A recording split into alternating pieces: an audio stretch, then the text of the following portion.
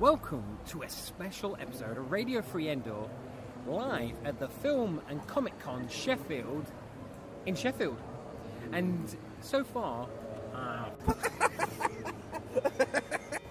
can't live in it. I've been here. There we go. Welcome to a special episode of Radio Free Endor. No, see, I always miss something. Ready? 3, 2, 1. Welcome to a special episode of Radio Free Endor, live at the Film and Comic Con in Sheffield. I'm your host, Jamie, and with me is not Paul, because Paul couldn't make it up here right now. Is another great fan. Is in fact, It's me. It's me. Let me do that again.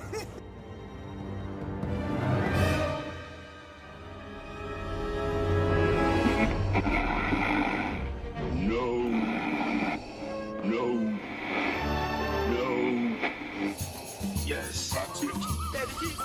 Listen. Live from the forest moon of Endor, Radio Free Endor, a Star Wars podcast, bringing you news and reviews from the galaxies far, far away. Welcome to a special episode of Radio Free Endor.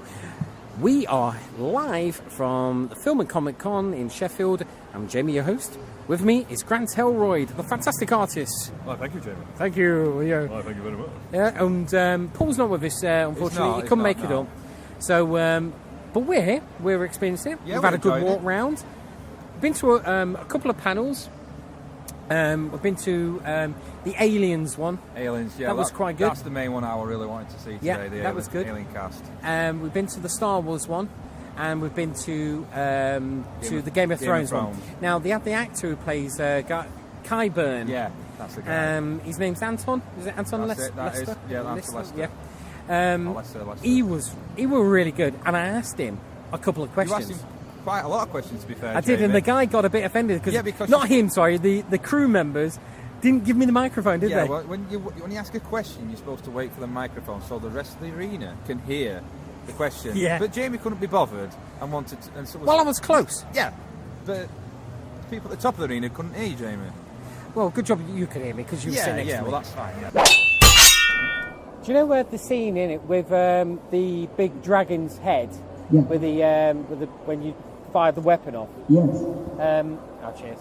Start again, Jamie. Yeah, I'll start again. Start Yeah. again, Jamie. The scene with the big dragon head when you shot the scorpion bolt. Yeah. Was that a CGI skeleton head, or was that a real thing, sort of thing? The head itself, Yeah. they were real.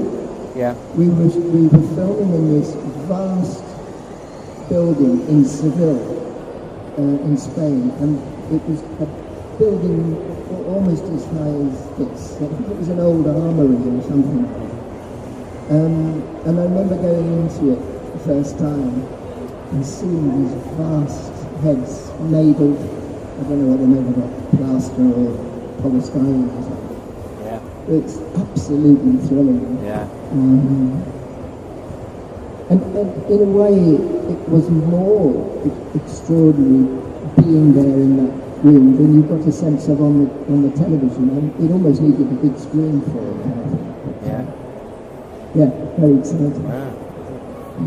Brilliant. Next person. Yeah. Do you know before you came up with it? Know whether you got the part? Did you get a like make up a backstory for your own character? That was back in series 3 when I first got into it. I don't think I did. I mean,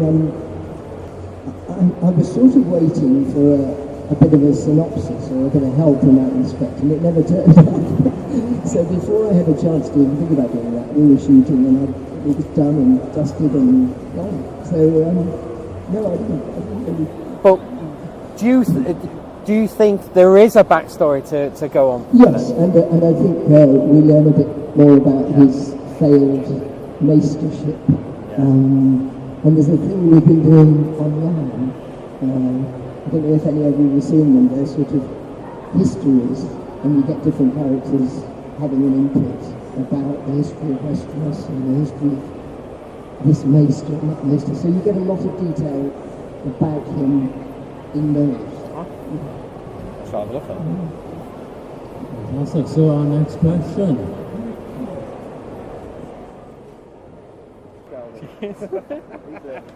Can you go into explain the process of how you brought the mountain back, please?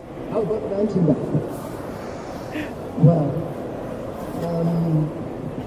it was that great big injection, wasn't it? The chemistry of that is known only to me and one other person. And if I told you, I'd have to kill you. Stick that in him and it'll get better. And the fact that I don't have to explain it, I just say to... She said something like, will it make him weaker or something? Do you remember? And I said, Yeah. So just in that, you, the audience, do all the work, don't you? You imagine this very complex bit of arcane knowledge that he's got, and it involves herbs and plants and bits of other people that are dead in the room. So the audience do all the work, so I don't really need to know. Thank you. I'm here all week. No, I'm not. Anyway, so we've had so far it's been all great. We've been speaking to a couple of cosplayers. Fantastic Ghostbusters cosplay. Yeah, we've been here, what, an hour? Yeah. 2, 3. We haven't really seen any Ghostbusters sort of cosplay. No, we were and just the guy saying it. just turned up. And we've had a wasn't good chat with him. He's told him his stories and how he's built his pack. And he's local to me. And he's local. He's He's pretty much local to down- me, so hopefully I can get mine fixed. Yes. Not the reboot pack, classic pack. Oh yeah, Paul Haley. That's him. The Ghostbuster is Paul Haley. Yeah, he's just over there. Look, he's waving. Look. See, this is the great thing about cosplay. Now, he's been speaking to us about how his pack is not screen accurate, and we know a lot of these cosplayers like screen accuracy. But look at that kid's face, Grant. Happy as Larry that he's meeting really a Ghostbusters. That a certain thing's not the right size, a certain thing's not the right colour. He's made that pack. He's happy made it, and he's happy. That's what the whole point of cosplay is. Everybody's got the unique sort of look to it, and for someone to turn around and say that's not. Oh, accurate. bless him! He's just high-fived. Looks like a little 4-year-old, and he was dressed as Captain America. That was ace. That was proper cool. That. Bless him. But no, that's the whole point of Comic-Con. Yeah. You bring your kids and they see heroes like that. They don't know that it's just a guy dressed up, but they see an hero. They see, wow, look at it, it's an actual Ghostbuster. Yeah. Mum. And that's the whole point. I dressed up as a Ghostbuster once, and I didn't have the pack. I only had the goggles. But kids were asking me, "Can I have your photo taken?" Exactly. I was like, "Yeah, no problem." That kid were happy. That kid were they happy, thought they were simple meeting a as. Ghostbuster, which was the magic of it. The magic of it. I mean, there's some people here that have just wore, morph suits. And Morph suits. And I think there is maybe sometimes a little bit too tight in some Yeah, areas. let's put it. Hey, mate, you're a bit snug there. It's time to get a pair of pants I think on. that might be an issue for certain people, but Yeah. apart from that, it's depending what you're into. I mean, obviously, a lot of people are dressed in Harley Quinn. The best thing about it, Grant, is it doesn't matter what size you are, or how you look, or if you're disabled or not in a wheelchair. You can be whoever you want to be, and that's the beauty of I've cosplay. been to many Comic-Cons, and I've seen people that are unfortunately disabled, and their sort of cosplay they've done is out of this world. They've gone beyond that. I've seen some cracking. Yeah, and they've adapted the wheelchair. They've Yes, adapted, they and have. I tell you what, it's not stopped them. And I tell you what, I applaud them for that. I Yeah, really do. we went to a horror one, and do you remember that little lad in a wheelchair that had it done to a zombie killing machine something? That was and he ace. loved that, and I think he got the most photographs. He did, that and I day. think didn't he not win the kids cosplay? Sort of probably. I think he did, probably. yeah. And that's what I mean. That's what it's all about. I know some people say, "Oh, cosplay's stupid cosplay," and it's not, because the amount of smiley paper, people that are here today.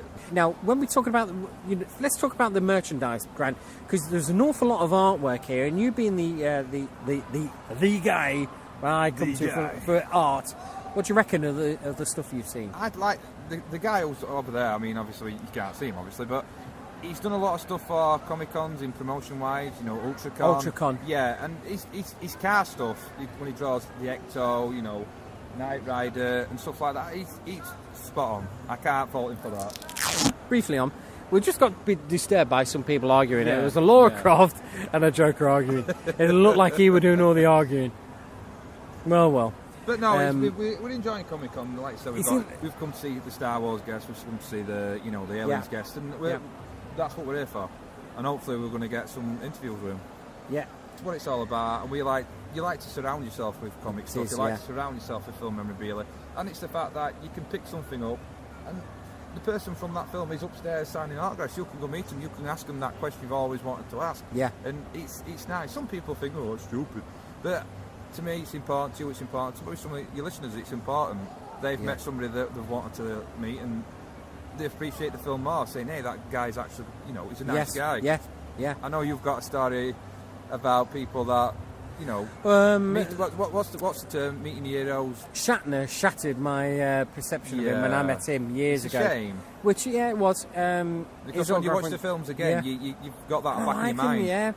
But saying that, though, I bet, because William Shatner is appearing at For the Love of Sci-Fi in Manchester. And I think that'll be a really good... Because he's now appreciating his fans now, which is the best thing. Yeah, I mean, we can all have off days. Unfortunately, you might have just dropped off an off day where something personally happened, and then, you've gone again, and he's the best thing you've ever... Yes, yeah. It's just, unfortunately, that's where it is. They're still human beings. They've still got their own problems, and like we said today, we're picking up, hopefully some autographs or an interview from Star Wars guests. Yeah. Now we've because we're coming as press, we've actually gone round and asked, can we have like 5 minutes with them? And they've said to us, it's not been straightforward. It's not been kind of straightforward yet, because the guys in the red, the pit bosses, they've said, yeah, it's okay. Just see the people in the blue who are sitting with them, the crew members, and if they've got 5 minutes, then they can quickly do it, which is great. That's all I need.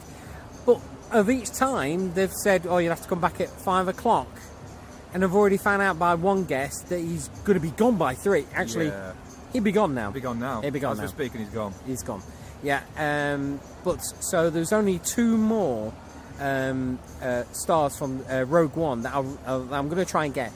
We did get audio of them from the panel, so if I don't get anything from them, at least we've got some audio from them. Yeah. And I'll try and for the questions that don't get heard, I'll try and remember what they were saying, so I'll put in what they're saying, basically. Yeah. Patch it together.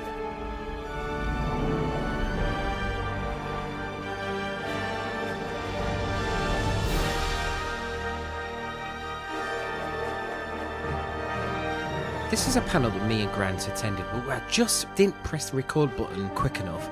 But so I missed a couple of minutes of it, as I always do with the record button. Now, this is a Star Wars Rogue One panel, and it was attended by Richard Cunningham, who played General Ramda, and Daniel Eghan. I'm sure that's how you pronounce everyone. And he played a Death Trooper. Now, the question that was asked was what inspired Richard to become an actor, and this is what he said. Here we go. Be out in front of people as themselves. So I think it was the want to kind of be somebody else. I was actually inspired by horror movies like the Hammer films, and it came kind of full circle with Rogue One, because I was inspired by Peter Cushing in all those Hammer movies, and he scared the living daylights out of me as a child, and I thought, oh, I'll have some of that. So yeah, and then I end up in Rogue One with kind of Peter Cushing. Another question? Yeah, in the front. You've got a mic? Yeah. Thank you. Who was the person who you hated most on set? What's that? Who was the person who you hated most on set? Hated most?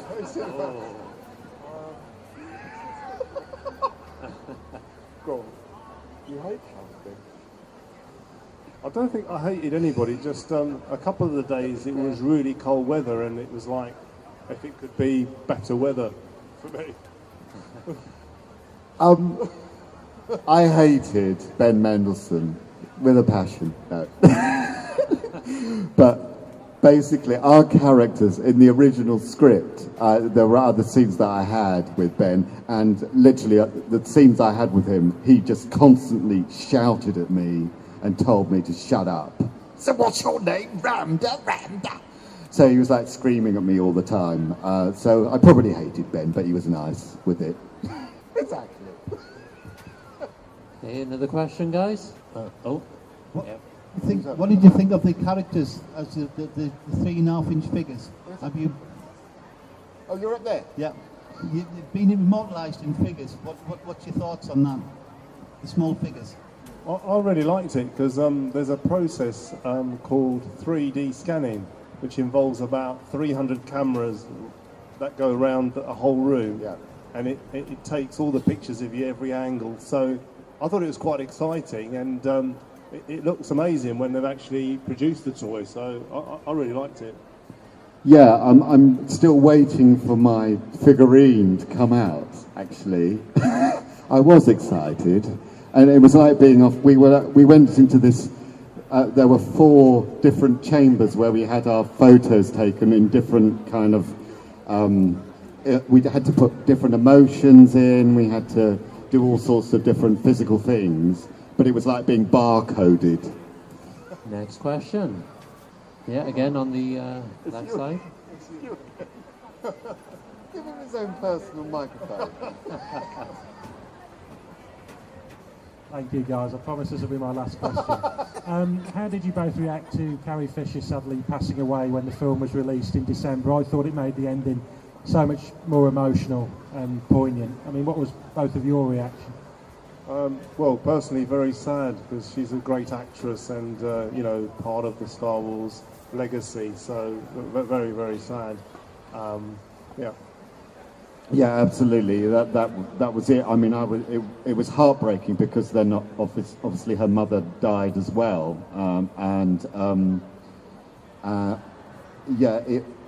it made it. It was a bit weird having then Princess Leia at the end of the film, and I think people got a bit a bit funny about that moment when they actually saw her face. I think they probably in the end we could have got away with just seeing the back of her head, and you didn't need to see her face CGI'd, but nobody obviously knew that very sad thing was going to happen. Exactly. Thank you. One at the back. Did you get any cool souvenirs from set that you got to keep, like the outfits? Would love to, but every bit of equipment had a special hidden tag, and the alarms went off, if you left the building. Unfortunately, one of my friends, a glove fell into his bag, and the alarms went off, and we were all told that, you will not be allowed back on set if that happens again. Absolutely nothing was allowed off set, and I have a picture of a little tag that I wore around my neck that had your script in it. And when you arrived in the morning, they put your script in this little plastic case that you wore around your neck. And I've got a picture of that on my mobile phone, which said Richard Cunningham, number 90. Quite a few in the cast. But we got down to 66 in the end, I think. So a lot were cut. Hi, what was your best outtake? Well, did you make any mistakes during in the film that you could relate to? I mean, there are mistakes, but obviously they get edited. But I think my one was where I had to walk in one direction, and with the mask on, sometimes you can't see sideways, and I bumped into another death trooper. Didn't even see him. There was a scene that, again, you don't see this scene, but a scene that we shot twice in one location, and then we were told that Disney re-envisioned it in another location, which was the data vault, and there was a data vault technician who had been hit over the head. I think Felicity Jones, or the character, had hit him over the head, and they'd found the data vault in a little antechamber at the end, and it had me and Ben running down into the antechamber, and I tripped at the end in the vault and fell over onto the poor technician, who I hadn't actually seen. This is the funny thing. There's an actor who I hadn't seen for 30 years, who was on the floor with blood on his head, and he looked up at me and said, "Richard, God." And there we were. We met each other on that Star Wars set 30 years later. Unfortunately, he didn't make the final take either. They had the final. So there you go. Poor thing. Okay, and we've got time for our last question now of the day. Yeah, just a quick one. Rogue One aside, which is your favourite Star Wars movie? I think for me, Empire Strikes Back, that's my favourite. But I really did enjoy Rogue One as well. I rather like the first one, actually, and it's quite similar to its kind of way. But yes, I think the original Star Wars movie will always be the one that really is my favourite.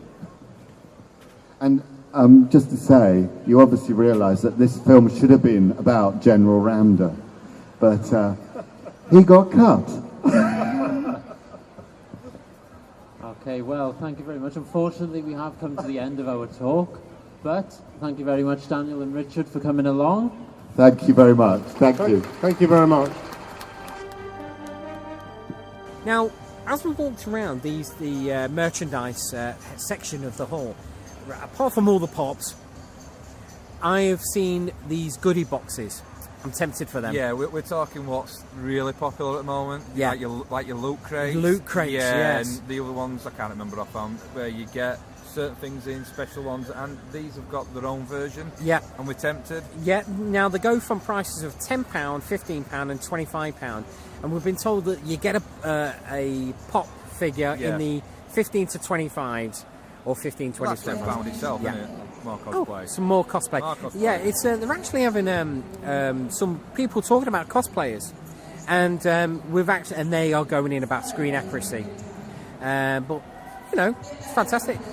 The girl is actually dressed like the evil queen from Once Upon a Time, and that is a fantastic costume she's made. It is, to be fair, and she is really the actress who plays her in Once Upon a Time, not the cosplayer. I think you're trying to say that, you know, she's very attractive. Yeah, I think we'll just leave it at that. She's not bad to look at. She's nice. Yeah, she'll nice. do for my time when I'm I'll watching buy her the a telly. coffee. Yeah, if she's lucky, I might even buy her a biscuit. Buy her. Ooh, what kind of biscuit though would it be, Grant? I was going to say hobnob, but Hobnobs. Now that's a biscuit for dipping. Hobnobs are like Marines. Hobnobs. They're like the bloody SAS at Biscuit World hobnob. You dip an hobnob, it's like, again! Dip me again! Yeah, I would. Yeah, let's I think we'll hobnob just with a stick it with hobnob. just the normal, you know. Well, at least you're not going with a Cadbury's finger. Right. Moving swiftly on. Now, also, there's T-shirts as well. Yeah, I mean, an awful lot of T-shirts yeah, here. I mean, we've got some retro ones, which is pretty cool. I mean, Retro's in. Retro is the thing Yeah. at the moment. Now, retro is the new in, isn't it? We're in 2017, yet it feels like 1980s. 80s is coming back in a big time. Because we've just had this discussion, obviously, on the pre-recording. But it's 80s is going to be a big thing again because it will raw then. The ideas were original. That 90% of the films you'll see now are redone. You know, that's why we're here now, looking at toys that are from the 80s and talking to people. You know, who like 80s films and guests that are from 80s films. Obviously, Aliens. You know, Star Wars. I mean, I like collecting stuff like that. I mean, obviously, mention the best thing, Stranger Things. Stranger Things. We could not mention that. We love Hold on, let me just cue in the Stranger Things music. There you go.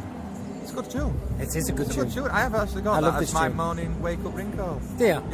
Yeah. It's nice and soothing, and it's not going to miss me off when I've got to get up at 5:30 in the morning. I can't. I've got an iPhone, which you can't do that. I can do that. And at R5. It'd give me a slight nightmare thinking I was in some kind of John Carpenter film. But it's a good series, and it links into a lot of films that, you know, so good. It's so good. So many levels, you know, E.T., Aliens. Star Wars, and the new, like we've been saying before, the new season 2 is going to be based on Ghostbusters. Yeah, you can't have classic Ghostbusters. You can't have we're not talking about the reboot. No, no, you can't talk about 80s without Ghostbusters. You can't. Yeah. Ghostbusters is 80s, and if you look round, 90% of people on their stalls have got Ghostbuster toys. Yeah. And why? It's because it's popular. It's because still it's popular. Fresh. Yeah, I know the new film. Yeah, it didn't hit on so many marks because it were rubbish. But it's rejigged. That's the word. Yeah. More Ghostbuster toys, and there's people walking now with Ghostbuster toys under their arm, patches, and like the guy we just talked to, and more packs are being made. At San Diego Comic Con, they're mentioning more Ghosts because they want to expand it because people want more 80s stuff. New animated series that's been announced, and I bet you it's going to Ivan Reitman says it's going to be bringing a connection between the original and the reboot, and he said that's what that film lacked, the connection. It didn't get it right. No, and if me and you we often talked about it, even the trailers and the teaser trailers sort of hinted that it was connected to the original. When it started and it didn't. It showed you the firehouse straight away. Thinking, am I watching a reboot? Am I watching something new? What am I? Is it linking in? Because it said, did it? It said, was it 30 years ago? Yeah. 4 scientists tried to save the world. You know what I mean? I wanted it to be good because obviously if it were good, there'd have been more films, more product. But it's got nothing to do with women. That's straight out of the thing. I've got no problem with that as well. It's just the film just wasn't good enough. It was just not good. It might have been. I'm not blaming anybody. It might have been a collection of it. It just didn't hit too many marks for me. That's unfortunate. In fact, Grant, if you really want to really nitpick it, go and watch the honest trailers for Ghostbusters. Yeah. Now that really can point out all those things that are just wrong. It's picking up what we don't want to say out loud. Yeah. And he is. In fact, I personally, the best bit of Ghostbusters, the reboot, is the bit where the guy who's the principal of the university gives the bird. I use that at work. Yeah. You know. Gives the bird. It's like, and that was the funniest scene for me. The jokes won't land in. Yeah. The one. And it was more. There were some inappropriate ones as well. Proper inappropriate ones. I think a lot of kids are going to watch this, and it's bad when they have to turn around to the mother and dad and say, "What did that mean, Mum?" Yeah. So it's obviously not landing, then, is it? At the end of the day, that all falls down onto the shoulders of the director because he makes them kind of films. Yeah. So the studio should have said, "Do not make them kind of films." Yeah. But he's going to go down that because he's picked all of the actors from Saturday Night Live that. And you know, these girls on Saturday Night Live, I've never laughed as much. Some of the sketches they do are brilliant, but I'm not blaming them. I just want directed well or whatever, but it just didn't land. I mean, Paul Feig's Spy that he did previously was cracking. Yeah. Absolutely. I liked him. Yeah, and Bridesmaids. I mean, I know it's more. Now, you know, I have the to say, girlfriend's I was film, proper let down with Bridesmaids. Did you? I went to see a film. I've seen The Hangover, and I'm sure it was Hangover, and they had like a 5-minute preview of Bridesmaids, and they showed you that one scene where they're trying on the bridesmaid dress, and that ended up being the most funniest part of the film. Yeah. See, that's what I'm saying when people say, no, you're not liking it because it's the... Well, how come they were funny in every other film? Yeah. We enjoyed every film. The reason this didn't work had nothing to do with the girls. It just had no direction. The ghosts, they just look so... CGI, cartoony. We're in a world now where 99% of films are all CGI. Yeah. And it's taken away what we like about the 80s film, which models, painted backgrounds, and raw lighting, and it was just... Yeah. That's why we hold now, here. When we sat there for the Aliens panel, they were talking about that. And when you watch Aliens, that model work is superb. What did he say? Well, 3 stories high nearly. Yeah. It was just... Well, that was just the Queen, right? Now that would be all CGI'd, and you think, why? It's not good. You watch a film and you can see the CGI, automatically you go, I like it, but I know that's CGI.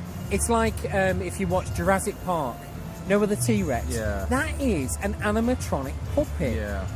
And it's absolutely gold. It's got real lighting on it, it's got real it's got everything on it.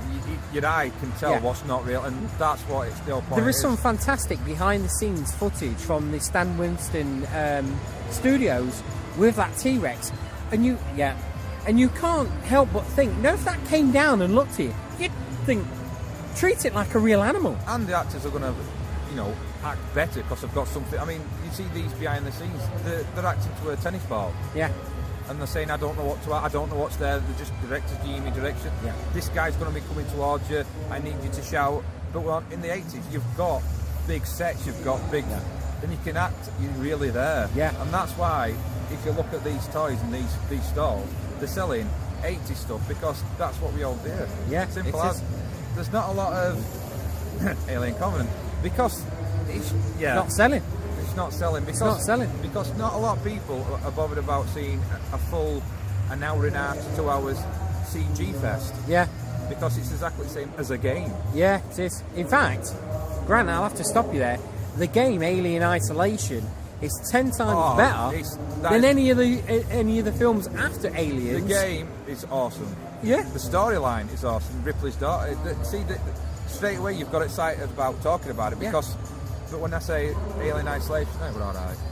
Yeah, but the thing is with Alien Isolation, Grant, is that it's a computer game, so they could put any kind of tech they wanted into that game, but they stuck with the original displays, the original sound, and everything. Because it's like with Alien Covenant, you've got to remember it's 10 to 15 years before Ripley, yet they've got these 3D maps from Avatar that pop up. So straight away your audience is going to go, is this before? Is this after? I know the director in the interview said this was before, but why is the tech more advanced?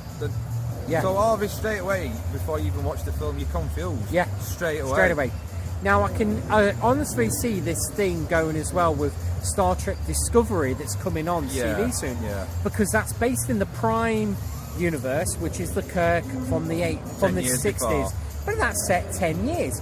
Yet wham! It still looks technically advanced. I did read an interview, and a lot of directors said, "Well, look, do you want to have, milk bottom cartons on the wall with some Christmas lights?" And they'll say, "No, but you can't go from that to a full HD display in the middle. You can't do that." And it's straight away when you're watching Alien, there were green screen, and then you're watching what's supposed to be 90 years before, whatever it is. Yeah, they've got big 3D displays, and you think, well, did they dumb down as they got to the future? Yeah, it's confusing for audience. Did they get dumbed down in the future? That's quite good. That's a good analogy. No, but it's a case of I've got an iPad now, but I'll go back to my Nokia. Saying that though, there's a series on YouTube called Star Trek: The Mission Continues, and it's a load of cosplayers. It's filmed in America, but it's cosplayers, and it's set. They've got the original. They built the original sets from the 60s TV Star Trek. Yeah. And they are continuing the 5-year mission. So basically, it's like year 3 for the 5 year because they stopped after the right. So, well, that's great because they've even done sequel stories to the original episode. Like, I can't remember the episode's name, but it had Apollo in it. Yeah. Now they actually got the original actor who played Apollo from the 60s to be in this new version of it, and he played him as he was old, and he went on screen saying, "The reason I'm old is because I've got no followers. I have to be prayed." Right. Which so there's a story for that. Yeah, there's a reason for it. A bit like the Clash of the Titans remake and the Wrath of the Titans.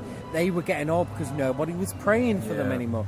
Fantastic. And they went back to the original sets, the original costuming, and it worked. Yeah. It worked. If you've got that basis, you straight away.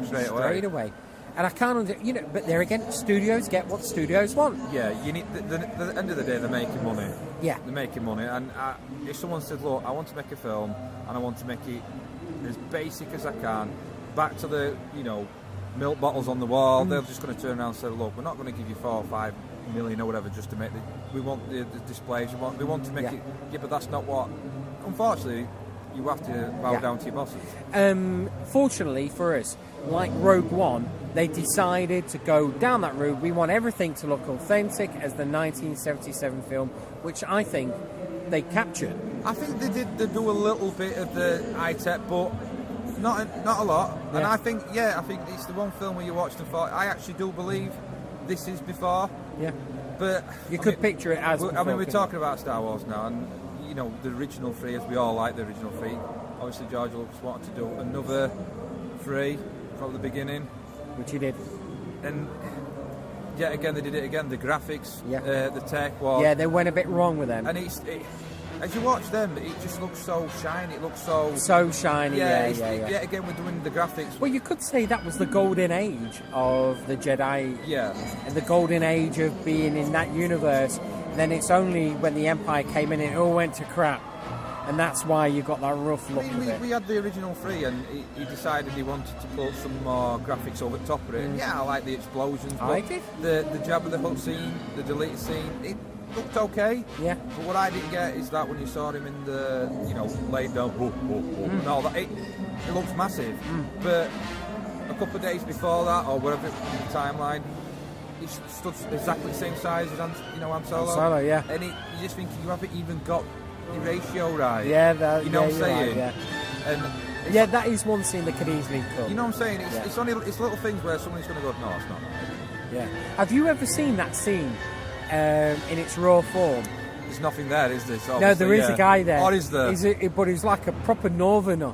Right. And he goes, Han Solo, and he's like, us. He goes, Han, he goes, you killed Greedo. You know what I mean? Like, it's like, what? You know what I mean? The best thing about that one scene in the Reaper is they've put Boba Fett into it, so he's in all 3. Yeah. I mean, he's a fan favourite, and he is a fan favourite. I think that's why he's put it in. I know it's a couple of seconds, but it's a couple of seconds more. Couple of seconds. And did they have an issue where Han Solo went round the actor? And so they did him up and down. They made him out to. He stood on his tail, but it looked so shaky because obviously they had to push him up and down. The editor, and it's just like, look, Star Wars is true to people's art, and you're editing it too much where you're taking it away a lot. I know you're wanting more, and I know fans are wanting more, but it's not saying cheaply done, but it's just the film's solid as it is. It doesn't need to be extra. I mean, I know it's nice to see deleted scenes, and that's why we get Blu-rays. But the explosions were good, but it's like the scene, when they're in the pub, the cutscene. They had to add more, didn't they? They had to add more. They already had people on the stage singing and dancing, but they had to add. Was it a singer? Yeah. Oh, they put that renewed band in. Yeah, I prefer the old one. I know what you were trying to do, trying to extend it, make it look a bit different, but you were watching it, it just looked like you'd just gone graphics over not brilliant graphics. Yeah. And it's a shame. Yeah, it was. It's a shame. Yeah. But saying that, we've got the new ones now, and we've got Rogue One, and we've got The Last Jedi, which is coming up this year, and the Han Solo film, which is. I mean, I think Force Awakens is great. I mean, I know a lot of people were like, "Hey, we're okay," and then some people. I thought it was good. I thought it was okay. Thought it was all right. Rogue One felt more of a Star Wars film to me, but there again, it's great because it feels of the time of the 70s, and we are no longer in that time. Yeah, but that's what makes us feel great when we watch programs like Stranger Things. You're getting stuff like that. You're getting like a recall, a sort of deja vu. Wow, that's how I felt when I first watched Aliens. It's the first time that I actually got a real shock, is that? Yeah. I know that's not real, but that looks solid. Not just it's CG'd it again. Yeah, like with the aliens, like I was telling you before. Do you know, like when they're being dropped from the Sulaco and the dropship, those background sounds of the aircraft landing, the buffeting, sounded realistic. Them models are great. I mean, there is a time where I know they are models, but sometimes you look at the model and think that is so real. In back of my head, I know it's not real, but in front of my head, I believe that's actually dropping from the ship. I believe it's coming out. That's the whole point of the film, is to make you believe that this is happening. Not, that's CG, that's CG, that's CG. If you're saying that in your head, then you've already ruined the film for yourself. Yeah, you're right. But with Aliens, you think, that the Queen, is that real? Is that, you know what I mean? Yeah. Is that makes the CG? It's everything. It's questioning you, and that's the whole point of the film. You're thinking about it. And then when you've watched it, you've actually gone, that shocked me a little bit. And then No, see, I'm lost for words because that's the whole point of Yeah, films. it is. It is. You don't get that with new ones now. Yeah, I mean, when you look at that Alien Queen, it's like, wow. Yeah. Straight away, wow. Yeah. But they would not do that now. They would not do that I've watched now. lots of documentaries about, Star Wars and aliens, and they've all said the same thing. They want physically things there. They want backgrounds there. They want props there. They want to make everything as real as possible. I mean, obviously at the time they didn't have the technology, but that's what it makes it raw. I know we all know that in Aliens, the guy was just in a suit, but it's the way he did it in the darkness and certain lights and on. He's showing so much parts of it. That's the whole point. Now in Covenant, you're just seeing a full CGI alien running across in the daylight. There's no mystery. There's no. It's not good at all. No. It's not good at all. It's pretty crap. It really is crap. I'll tell you what. It is. You know what I mean? It is what it is. Say what it is. Look, I went to see it in pictures, and I was open. And to be fair, the first 10 minutes, I was quite impressed with it. The music was there, and the graphics were pretty good. The alien graphics is good, but you still know it's CG. Yeah. It's CG. You There's no surprises You in can't it. beat the guy in the suit, sprayed with a bit of water, turn Hidden the in light the darkness. off, Yeah. and doing it on a certain angle. In fact, there was only one scene in Covenant where they tried to get that, and that was that shower scene. Yeah. Where it's in the darkness, and Yeah. it looked great. But you need to have, especially with these guys here, you need to have a cast that you remember individually, not, oh, do you remember the guy from Covenant? Or there was a guy with an hat? Yeah. The couples. Funny enough, when their wives died, they were like, all right. They won't really care. Yeah. And like we were discussing in card, 90% of the scenes, well not 90%, say 20% of the scenes, they're on YouTube. Yeah. And them scenes are solid. That's why I watched them YouTube scenes and thought, those quite bits, good. yeah, they didn't include. I'll in go the watch film. the full film, and I came out with pictures, and I thought, should I just go watch YouTube again? Because if I missed something here, why were these key figures bits not in the film? Yeah. They might have made it a little bit better. I might have upgraded it from crap to all right, but it's on crap. It is. And it's a shame because if this, I mean, why is this, Grant? Where, you've got all these films that technically they should be far superior than them, yet they're not. Where are they going wrong on these reboots? Like Poltergeist reboot. Oh my god, crap! The Ghostbusters, crap! Aliens, basically they are rebooting it, crap! Right? It's just, please, studios, forget about it. There's not a lot of Move reboots on. where you think, you'll not hear a lot of people, a lot of fans say, oh, I watched the reboot to so-and-so and it was better. Yeah. You'll not hear a lot of that because it's not. You can't. The next one that I'm sort of hoping out for is It.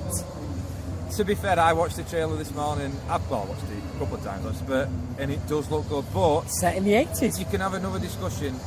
Does the trailer make a film? Because there's times I've watched the film and thought it were all right, but I really, really enjoyed the trailer. Yeah. Or the trailer were awesome. Like I'm a big Nightmare on Elm Street film, and when they rebooted that, I watched the trailer and thought this doesn't look actually bad. And when I watched the film, it was crap. Yeah, let's all say it together. Crap. Yeah, it was. It's a shame. What gets me with these films is they try and do backstory where there doesn't need to be backstory. No, even Robert Englund said on in the original Nightmare on Elm Street, he's scraping the line of he's stealing kids, and we didn't want to. He's a guy that goes into your dreams, and for some reason he kills kids. We'll leave it at that. Yeah. You don't need to know about. And fortunately, the reboot thought, well, we need to know the backstory, and a lot of people were uncomfortable when it was, they find the den of certain people. Even talking about it was a paedophile. Yeah, exactly. Even me talking about it's like, and it was that wasn't in the trailer. Yeah. And if you ask a lot of people, said the trailer looked good. Yeah. If they'd have put that in the trailer and said, oh, this is what it's going to be, they'd have gone, no, I don't want to watch this because it's uncomfortable to watch. And that's why the 80s they just got to. He went in, he had jokes.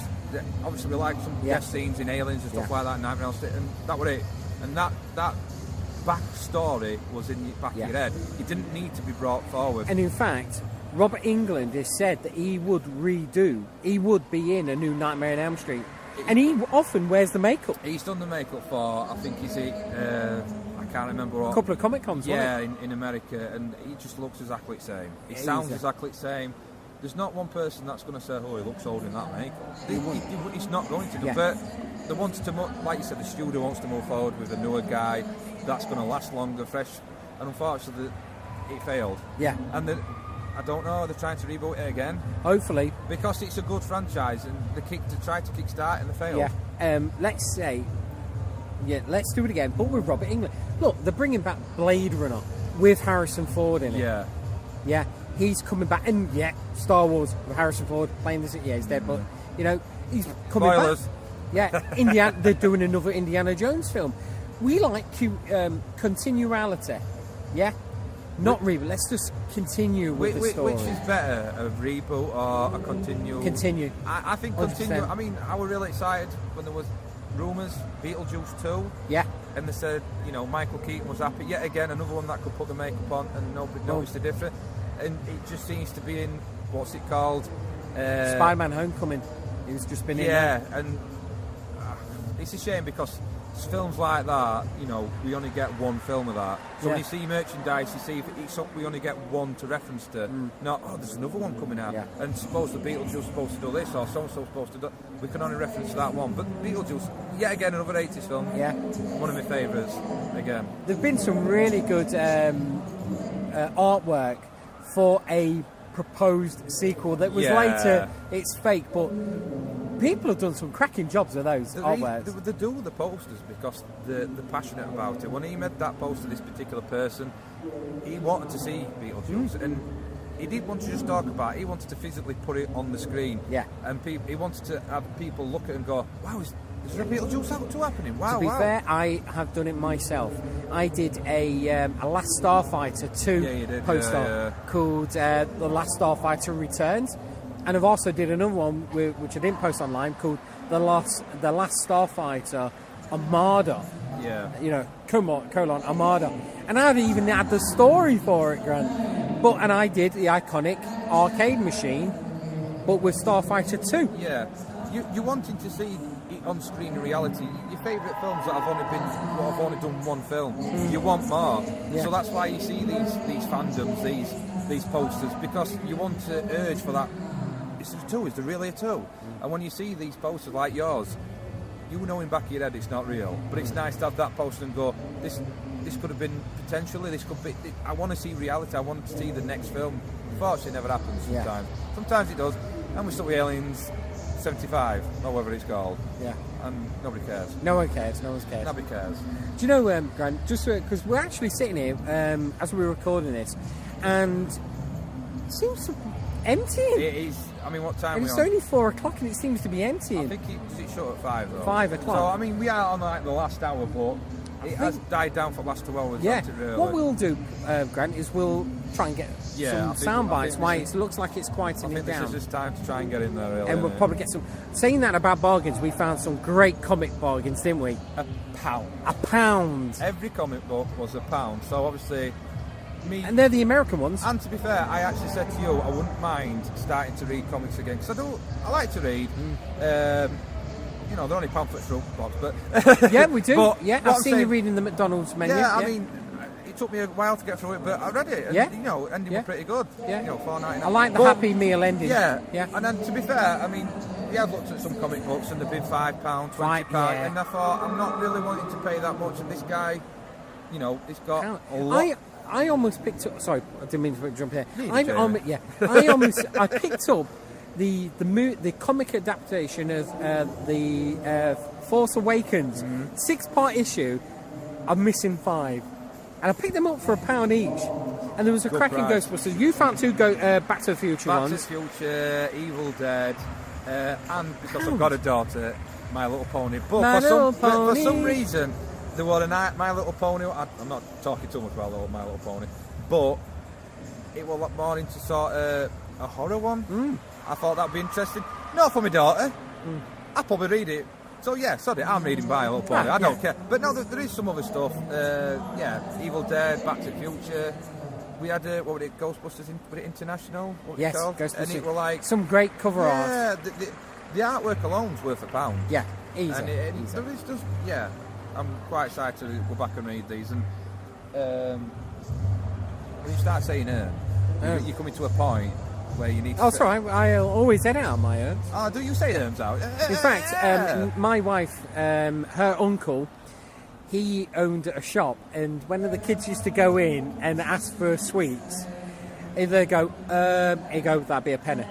And he had a jar full of these sweets called Erms. The jar. The jar. And they go, there you go, there's a penny. And you make quite a bit out of that. And you've got to remember, talking besides, you need to pick up your toy you bought today. Oh yes, picked up a great. Don't forget that because he's packing up and deciding to go. He's here tomorrow. But I did pick up a fantastic Trick or Treat Little Sam vinyl, which I've wanted for ages. Quite cheap as well. Yeah, quite cheap. £20. Yeah. I don't think it would even that, would it? No. It might have even been cheaper. Yeah, come in his press. We got him cheaper. Yeah, I think you grinded it down again. Yeah, got him down. So I'm tempted to see if I can get the guy who's got a DeLorean over there down. £40 though he wants, James. Yeah, I'm see if I get him down to a £5. It is end of the day.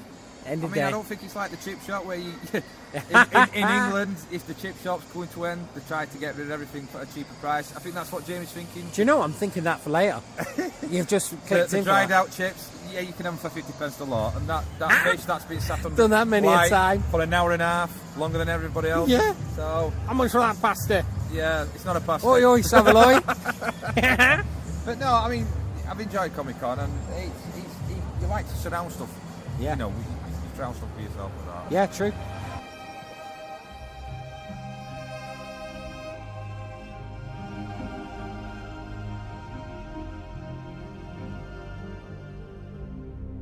Hello, my name is Anton, and you're listening to Radio Free Endor.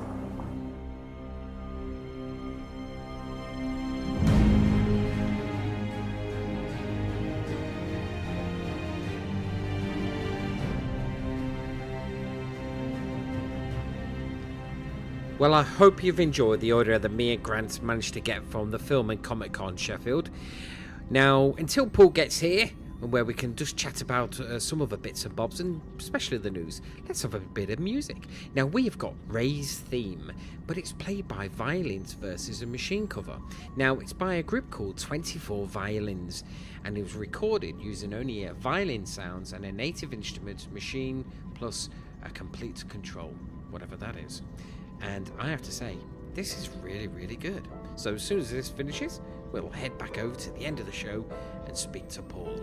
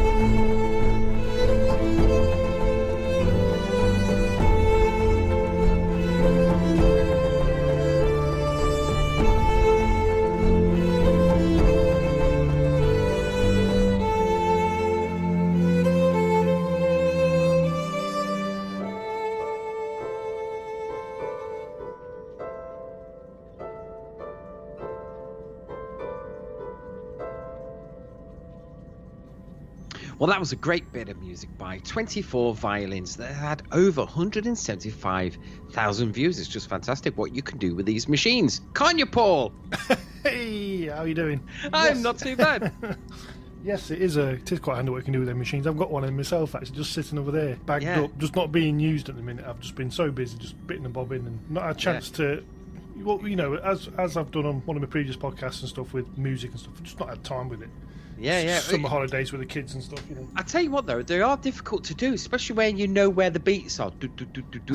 I tell you what, when you work that magic over those bits, it's fantastic. But that 24 Violins, Paul, they've done a Game of Thrones one, so I might stick in that. Well, we should have done that really this time, actually. So we've got some Game of Thrones one, but we might put in the Game of Thrones next week because it's a really good what you can do with those machines.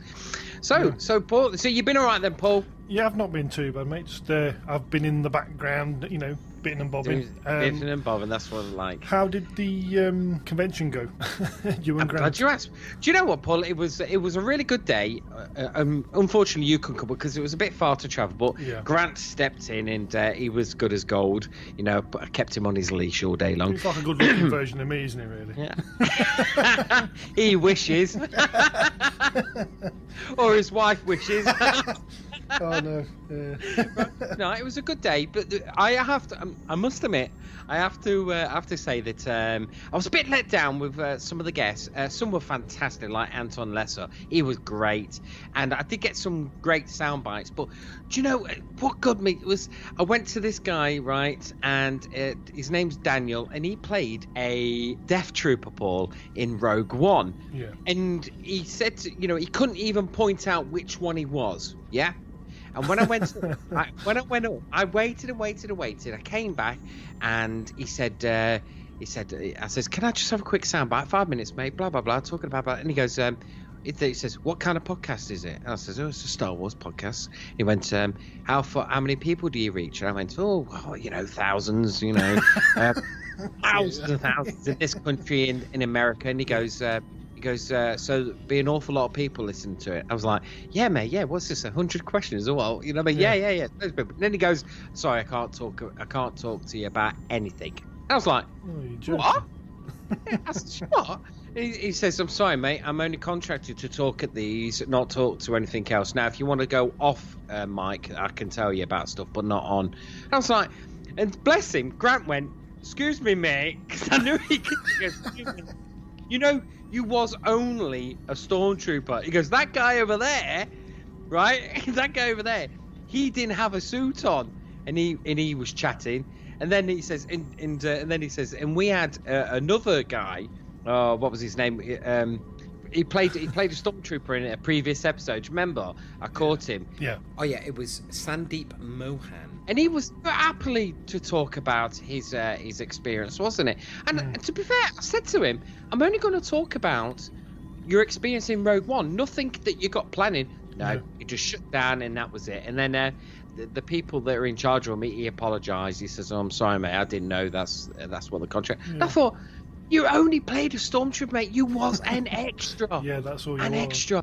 It was quite just an extra. Do you think this is like something to do with Disney kind of, you know, locking down on everything that could be, you know, revealed? True, but he did say, you know, he's got a contract. He signed a contract that he can only NDA, yeah. Could only speak in the convention in a group with somebody else, but when it comes up to the table and you want to record him, no. And I was quite disappointed, Paul, because we've spoken to an awful lot of people have been in an awful lot of these films, and they've been really gracious with their time, and they've spoken to us. But the guy was just an extra, Paul. It was just an extra. At the end of the day, he was just an extra. I couldn't even tell you who he was. No, he couldn't, right? And he was just an extra, and he played a Death Trooper. Wow. Sorry. You know, mate, you're quite let down by him. I'm sorry, matey. You know, what I mean, you had your 5 minutes of fame, and that's it. But everyone else was great. Richard Cunningham, he was great. I spoke to him, and I ran out of batteries. So we had to go search for batteries. But I did manage to get their conversations, which you've just heard. and which came out pretty good. And I even got that Anton Lester, and he even did a soundbite, which I've already played in the podcast. Yeah, so it was a good. Apart from those little nits and bobs, it was great. Yeah. I also bought one of these £20 mystery boxes, and you get like a guarantee. Now the guy said to me, "Oh yeah, mate, there's guaranteed £45 worth of stuff in that for £20." So I thought, I'll take the gamble. Opened it up, and I thought, "You're having a laugh, mate. There's about £8 worth here." You know what I mean? Won't do it again, but that's the fun of it. It was fun boxes, to do. Yeah, there's quite a lot of them that go around on eBay and stuff now. You can like just buy a box stuff for £20, and it's just like all shaving foam. Yeah. Oh my God, it's another Harley Quinn. How many Harley Quinns have I got? Oh my God, bobblehead Harley Quinn. Oh my God. Yeah. But apart from that, it was great. And I've just come back from Lincoln. We did a steampunk convention in Lincoln. That was fantastic. That is really going forward. I'd love to do more with the podcast with steampunk, because it seems to be a growing kind of thing, and everyone's just really great. Everyone, do you know what, Paul? Out of all the conventions that I've done, some cosplayers can be a little bit, I'm doing air quotes here, folks, bitchy when it comes to costumes. You know what I mean? Your costume's not as good as mine. Yeah, I mean, with steampunk, you get none of that, Paul. None of that. It's absolutely fantastic. Yeah. And we've had Captain of the Lost Waves. He was there to perform and stuff like that, and he came down and I even went through a nice Indian with him, and I caught up with my son. It was just fantastic. It was great. It was great. Yeah. I want to thank Grant for standing in for me there and taking the heat. Being put into that position, it can be uncomfortable if you're not used to it. Yes, and he even walked in and went, "Hello, I'm Paul Stickley," and the guy went, "Okay, mate." and he pointed to me, he goes, "It just says James Burns +1." He went, "Okay." You're not Paul, you're Northern, you are. I've heard it. I'll tell you what, it was really, really funny. Some of the bits, some of the outtakes, tried to record the podcast that it was really, really funny, which I'll be inserting at the beginning and some at the end. There was quite a few times I said, "Welcome live to Comic-Con." Oh my God, kept getting it wrong. Well, while you was out there doing that, I was kind of like looking around the net and seeing a lot more info with the new Battlefront 2, the Star Wars. Yes, it's looking really good now. We had Gamescom. Gamescom was on, yes, and a lot more footage was released for Battlefront Star Wars, and it's looking really good. The space fights are looking excellent. The crafts that you use, you can fly the Millennium Falcon, which does look really good. Isn't Kylo Ren's new TIE fighter as well? You can fly that as well. You see that fly. Yes, you can. Yep, you can. Do you know the atmospheric lighting in it's absolutely fantastic, isn't it? It's awesome. Yeah, we're getting to a point now where it is almost CGI. Ray traced kind of objects and all the effects, particle effects. And I have to say, for the listeners, if you haven't got the original Star Wars Battlefront that came out the other year, you can now get it on like Xbox and the PlayStation 4. We are at PlayStation, but they're selling it on the PlayStation Store for like under a tenner, and you get everything. Absolutely everything. It's worth it. And if you've got the VR system, it's absolutely great. There's a fantastic Rogue One VR system on it, and I hope they do some VR with this one, Paul. It'll be great. Fingers crossed. I've just actually picked up. I've just sold my PlayStation VR because I picked up myself an Oculus Rift, which was on offer. It's been on offer for a summer sale, and you get the headset and the 2 hand controllers for $399 all in.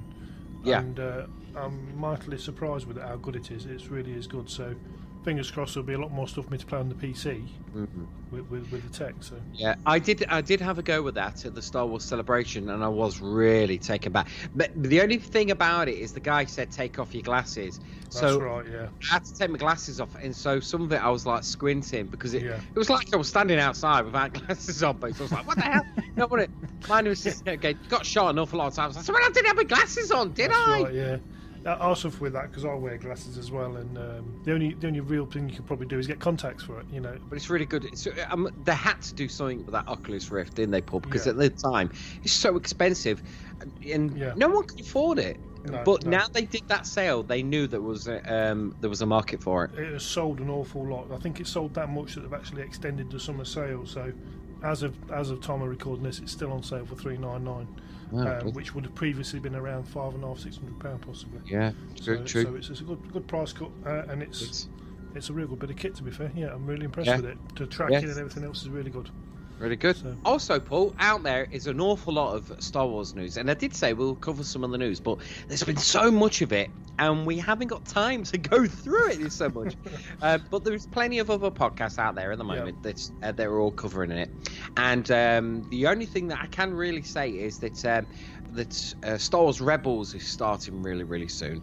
So I think at this moment in time, I think Rebels cast and Radio Free Endor will probably be joining in, will be coming together at the moment. While Nick and Josh just take a break because they're actually doing a really big gaming project at the moment. So they've asked me if I want to take on the Rebels cast. So what I might do, it'll probably be me and my son, or especially we get some kids to do it actually.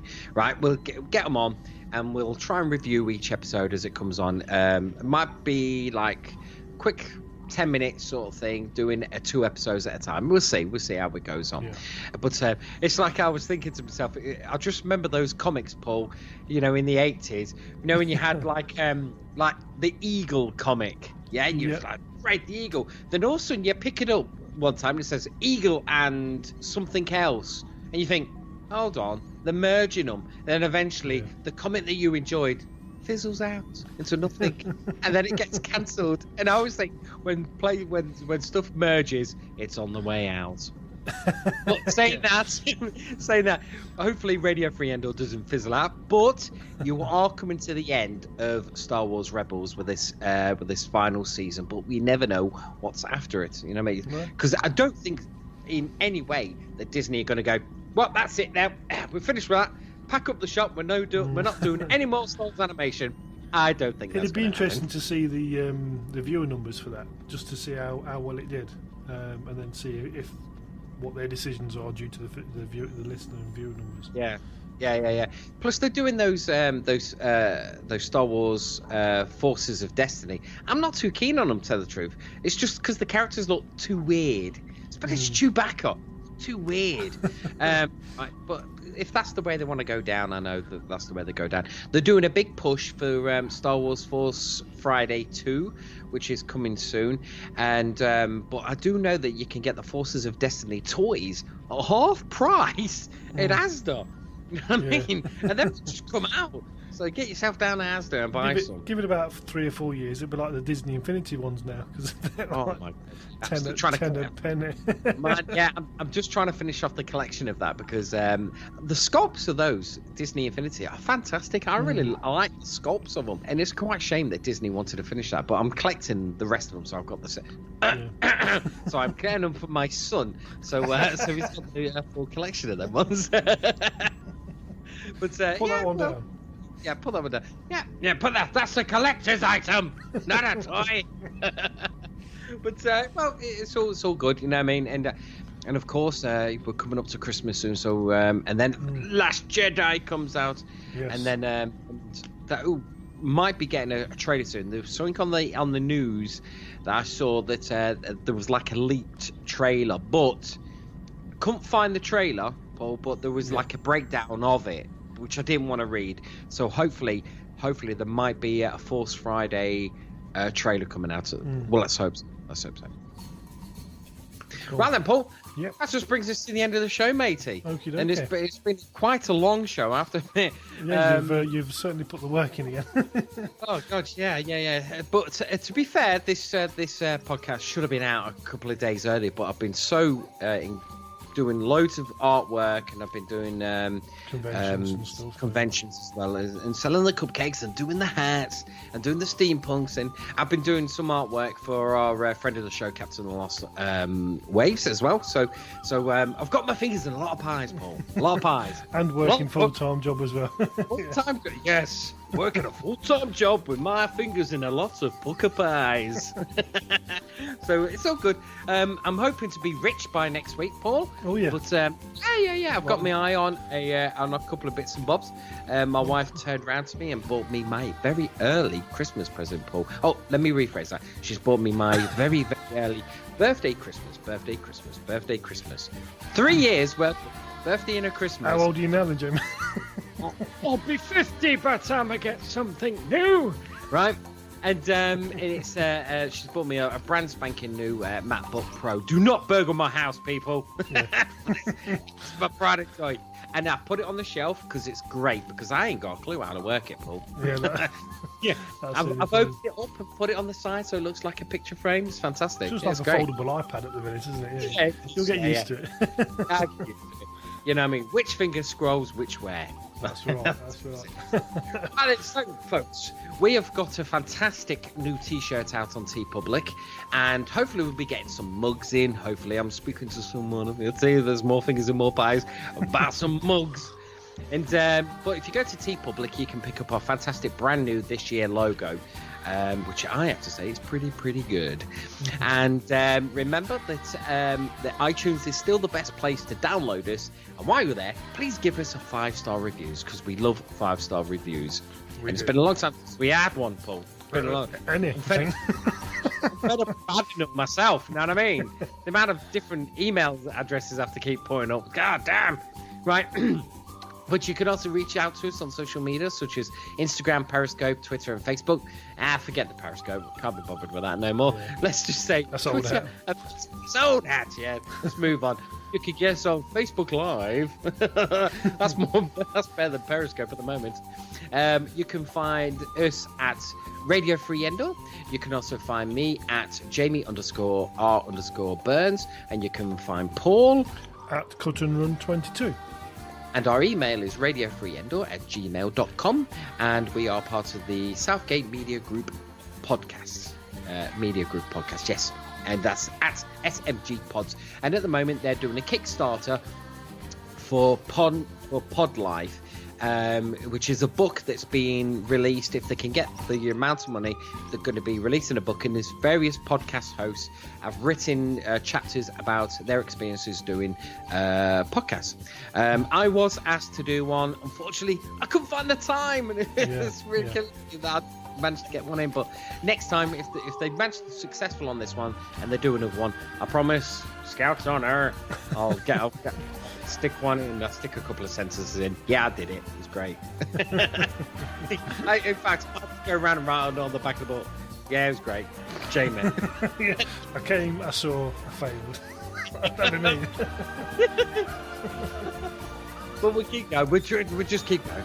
Right then, so goodbye from me, and it's goodbye from me. Thanks for listening. Till next time. See you later. Bye-bye.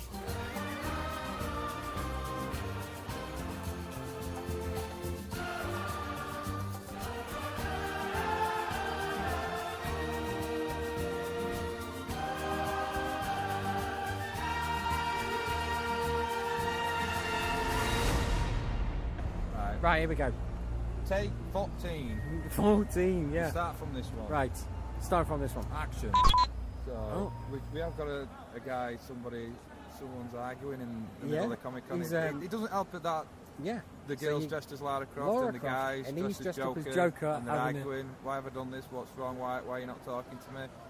Thanks, mate. We're going to end up doing this car, Jamie. You're doing all that again, man. That's right. Family-friendly podcast. Fucking dick. Anyway.